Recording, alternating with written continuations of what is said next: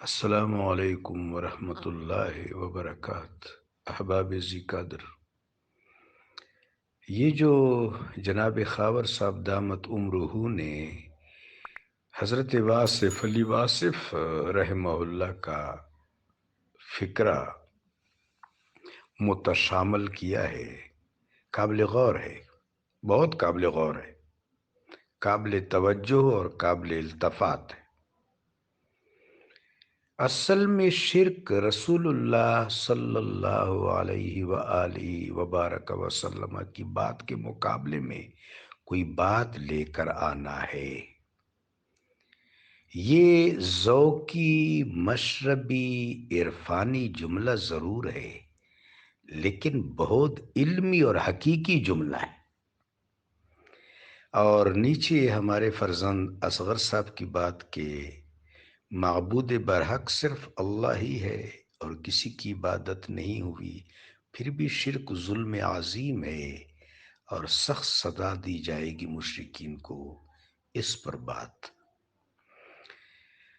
تو سب سے پہلے واصف علی واصف صاحب رحمہ اللہ تعالی کی بات، قرآن عظیم میں کریم رب ارشاد فرماتے ہیں بے آیات اللہ یجحدون، یہ لوگ اللہ کی نشانیوں کا انکار کرتے ہیں، اللہ کی آیت کبریٰ، نعمت کبریٰ، نعمت اکبر، آیت اکبر، روح اعظم نبی کریم صلی اللہ علیہ وآلہ وبارک وسلم کی ذات بابرکات۔ اللہ تبارک و تعالی اپنے محبوب کے حوالے سے، میں حساس کا لفظ استعمال نہیں کر رہا کہ سوء ادب ہے، حساس ایک مجبوری ہے اور حساسیت ایک مجبوری ہے۔ میرا رب تو بے نیاز ہے، وہ خالق، وہ میرے آقا کا بھی خالق ہے۔ میرے آقا صلی اللہ علیہ وسلم اللہ کے عبد خاص ہیں۔ صوفیاء اکرام کا اس پر اتفاق ہے کہ آقا و مولا علیہ الصلوۃ والسلام کا مقام عظمی عبدیت ہے، عبدہ و رسولہ، اللہ کا بندہ خاص۔ اللہ تبارک و تعالیٰ آپ پر کتنا شفیق ہے کہ قرآن عظیم کی ان آیات کو جب ہم دیکھتے ہیں تو وہاں ایسا محسوس ہوتا ہے کہ حساس ہے۔ حضرت عبداللہ بن ام مکتوم رضی اللہ تعالیٰ عنہ کو میرے آقا نے اٹینڈ نہیں کیا، چونکہ اس وقت ابلاغ اسلام کا ایک اہم امر آپ کے پیش نظر تھا اور آپ رسالت اور نبوت کی ذمہ داری تندہی سے ادا فرما رہے تھے۔ اب جس وقت خدائے کریم و جلیل نے وہ جو سرداران قریش تھے اپنے زعم میں تھے، زعم باطل میں، ان کی سرزنش کی، ان کی زجر و توبیخ کی اور اپنے حبیب سے فرمایا کہ اے میرے حبیب، یہ لوگ اس قابل نہیں ہیں کہ آپ ان پر اپنی مبارک توجہ انڈیل دیں۔ وہ جو شخص آیا تھا وہ قابل توجہ ہے۔ اب وہ جو جلال کے آثار ہیں میرے آقا کی مبارک اور نورانی پیشانی پر نمودار ہوئے تھے، لیکن آیت مبارکہ کے تیور دیکھیں، صیغہ خطاب کا نہیں ہے، عبسا و تولا، صیغہ غائب کا ہے۔ بارگاہ سمدیت و علویت سے میرے آقا کا یہ اکرام، تو پھر مخلوق کا فرض کیا بنتا ہے؟ اس طرح میرے آقا و مولا علیہ الصلوۃ والسلام عالم ناسوت میں رشتہ دار بھی تو ہیں۔ میرے آقا کسی کا فرزند ہے، کسی کا بھتیجا ہے، کسی کا پوتا ہے، کسی کا شوہر ہے، کسی کا بھائی ہے، کسی کا پدر ہے۔ میرے آقا و مولا علیہ الصلوۃ والسلام کی رشتہ داریاں ہیں۔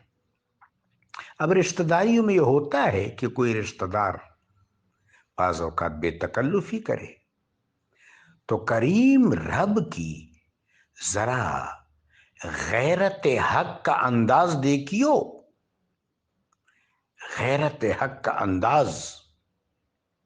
وما محمد الا رسول، خبردار،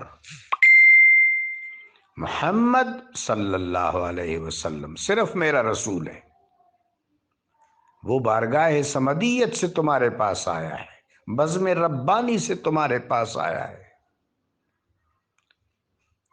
کہیں کوئی بے تکلفی ہوئی تو غیرت پروردگار نے جھڑک دیا، لا ترفعوا اصواتکم فوق صوت النبی ولا تجهروا له بالقول كجهر بعضكم لبعض ان تحبط اعمالكم وانتم لا تشعرون ان الذين ينادونك من وراء الحجرات اکثرهم لا يعقلون۔ میرے حبیب سے تمہاری آواز اونچی نہ ہو جائے، بے تکلفی نہ کر لو، باہر سے آواز نہ دو، یہ ساری بے عقلیاں ہیں، اور ایسی صورت میں ہم تمہارے نیک اعمال حبط کر دیں گے۔ تو جو واصف علی واصف بھائی رحمہ اللہ تعالی وقدس اللہ سرہ العزیز نے بات کی ہے، بطور خاص قابل غور ہے کہ آقا و مولا علیہ السلام کے مقابلے میں آ جانا یہ ایسا شرک ہے جس کو اللہ معاف نہیں کرے گا، اس کی کسی کو اجازت نہیں ہے، قطعاً نہیں ہے۔ یہاں کوئی مثیل نہیں ہے، کوئی کف نہیں ہے، کوئی ہمسر نہیں ہے۔ بابا عبد الرحمن کا شعر بڑا مزہ دیتا ہے، خدائے مگن بے شک اچ بندہ دے، نور کل وڑا صفات دی پر اختیار۔ رسول اللہ کو خدا نہ کہو، وہ خدا کا بندہ ہے، باقی سارے صفات آپ کی برحق ہیں، اللہ نے عطا کی ہیں۔ تو اگلی بات ہمارے فرزند اصغر صاحب کی ہے۔ بالکل صحیح ہے بیٹا، قرآن عظیم میں رب کریم سورہ فرقان کے آخر میں ارشاد فرماتے ہیں، والذین لا يدعون مع اللہ الہا آخر ولا يقتلون النفس التي الا بالحق ولا يزنون ومن يفعل ذلك يلقى أثاما يضاعف له العذاب ويخلد فيه مهانا إلا من تاب وآمن وعمل صالحا فأولئك يبدل الله سيئاتهم حسنات۔ وہ لوگ جو اللہ کے علاوہ اللہ کے ساتھ کسی اور کو الہ نہیں پکارتے، صرف اللہ کو الہ پکارتے ہیں، لا يدعون مع اللہ الہا آخر، کسی بھی صورت میں اللہ کے ساتھ کسی کو سہیم، کف، الہ اور شریک نہیں کرتے، اور وہ جو کسی کو قتل نہیں کرتے، ہاں مگر حق کے ساتھ۔ لیکن حق کے ساتھ جس طرح بے حیا کو سنسار کرنا، قاتل کو سے قصاص لینا، مرتد کو سزا دینا، یہ چیزیں فرد یا کوئی پنچایت نافذ نہیں کر سکتی، یہ مسلمانوں کی حیت منصرمہ، حیت منتظمہ، حیت حکومیہ اس کو نافذ کرے گی۔ یہ کسی فرد یا پنچایت یا گروہ کا کام نہیں، مسلمانوں کا اجتماعی نظم، عدل اجتماعیہ ان سزاؤں کو نافذ کر سکتی ہے، فرد نہیں کر سکتا۔ ولا یزنون، اور جو بے حیائی نہیں کرتا۔ پھر آگے فرمایا کہ وَمَن يَفْعَلْ ذَلِكَ، جو یہ تین اعمال یا تین اعمال میں سے کوئی عمل بد کرے گا، یضاعف لہ العذاب، اس کے لیے عذاب کو سوا کیا جائے گا، زیادہ کیا جائے گا، وَيَخْلُدْ فِيهِ مُهَانًا، اور اس میں رسوا پڑا رہے گا۔ ہاں إِلَّا مَن تَابَ وَآمَنَ وَعَمِلَ صَالِحًا، ہاں مگر جس نے توبہ کی، ایمان لایا اور صالح عمل کیا تو اللہ معاف بھی کر دے گا۔ یہ جو آیت مبارکہ اس پر بھی غور کرنے کی ضرورت ہے۔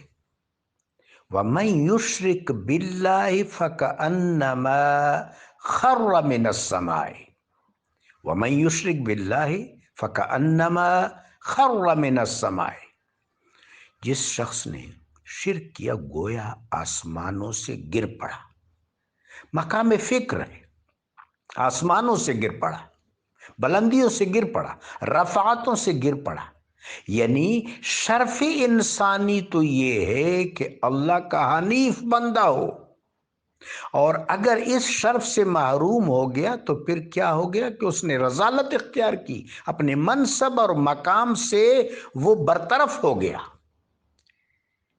عبد کا منصب یہ ہے کہ وہ اپنے معبود برحق کا عابد ہو۔ اگر یہاں شرک شروع کر دیا، وہ اتحاد کی صورت میں ہو، وہ حلول کی صورت میں ہو، جس بھی صورت میں ہو، یہ تمام چیزیں جعلی ہیں، فیک ہیں، ان کی کوئی جسٹیفیکیشن نہیں ہے۔ شیخ اکبر محی الدین ابن عربی قدس اللہ سرہ العزیز فرماتے ہیں کہ اتحاد یہ ہے، تین چیزیں ہیں: اتحاد، حلول اور وحدت۔ حقیقت وحدت ہے، سچائی وحدت ہے، صداقت وحدت ہے۔ باقی چیزیں وہ وسواس ہیں، خطوات ہیں، شبہات ہیں، شیطانیات ہیں، اور وہ سارے کے سارے وہم و گمان ہیں جن کی کوئی حقیقت نہیں ہے۔ اتحاد یہ ہے کہ نیچے سے کسی کو لے جا کے اللہ کے صفات و ذات میں شریک کیا جائے، اور حلول یہ کہ اللہ تبارک و تعالیٰ کی ذات اور صفات کو نیچے لا کے کسی کے اندر ادغام کے طور پر مانا جائے، یہ حلول ہے، معاذ اللہ۔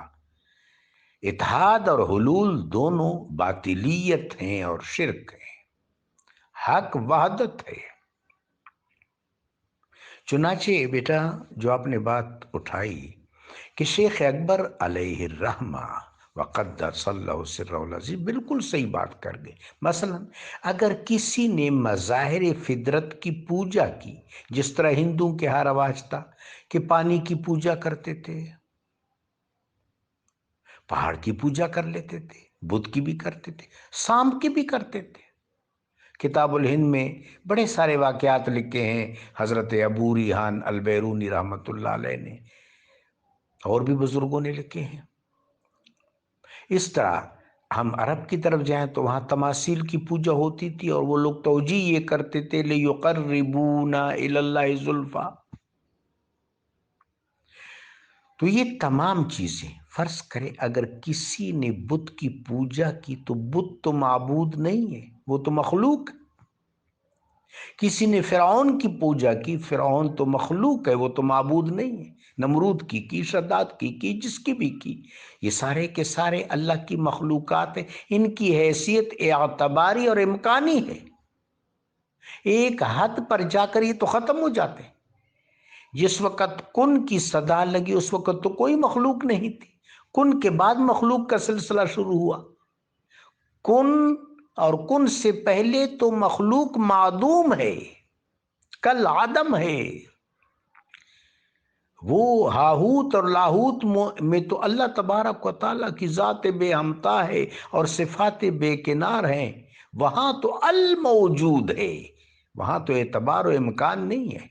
اعتبار و امکان و مجاز تو کن کے بعد ہے، تو کن پر تو یہ سب چیزیں تحلیل ہو جاتی جب کوئی چیز ہے ہی نہیں۔ صوفیاء اکرام کا یہ فکرہ بڑا پیارا ہے اگر ہم اس کو سمجھیں۔ لا موجود الا اللہ، حقیقتاً اللہ کے سوا کوئی موجود نہیں ہے۔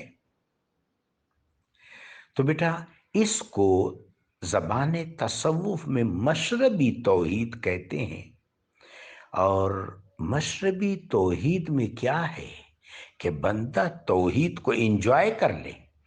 ایک تو علم کلام میں توحید بیان کیا جاتا ہے نا بیٹا، بڑے بڑے بزرگ ہیں، امام طحاوی رحمۃ اللہ علیہ بیان کرتے ہیں، ابو منصور ماتوریدی رحمۃ اللہ علیہ بیان کرتے ہیں، حضرت ابو الحسن اشعری بیان کرتے ہیں، ابن قدامہ بیان کرتے ہیں، امام احمد بن حنبل قدس اللہ سرہ العزیز بیان کرتے ہیں، بڑے بزرگ ہیں، حضرت شعرانی بیان کرتے ہیں۔ آپ ان کے نکات دیکھیں، ایسے بال سے کھال اور کھال سے بال کہ آدمی حیران رہ جاتا ہے ان کی کتابوں کو دیکھ کہ توحید کو کلامی سطح پر کیسے دلائل کے ساتھ بیان کرتے ہیں کہ ایک طالب علم ورطہ حیرت میں پڑ جاتا ہے، ششدر ہو جاتا ہے۔ لیکن وہ علم ہے، علم کی حد حیرت ہے، علم حیرت پر جا کے سرنگوں ہو جاتا ہے، ششدر ہو جاتا ہے۔ سلوک اور چیز ہے بیٹا، سلوک نہیں رکتا، سلوک مشرب ہے، وہاں سالک انجوائے کرتا چلا جاتا ہے، ہر لہجہ نیا طور، نئی برق تجلی، اللہ کرے مرحلہ شوق نہ ہوتے۔ تو صوفیاء کرام کے ہاں مشربی توحید جو ہے یہ قابل غور ہے، اس کو ضرور انجوائے کیا کریں۔ جزاکم اللہ۔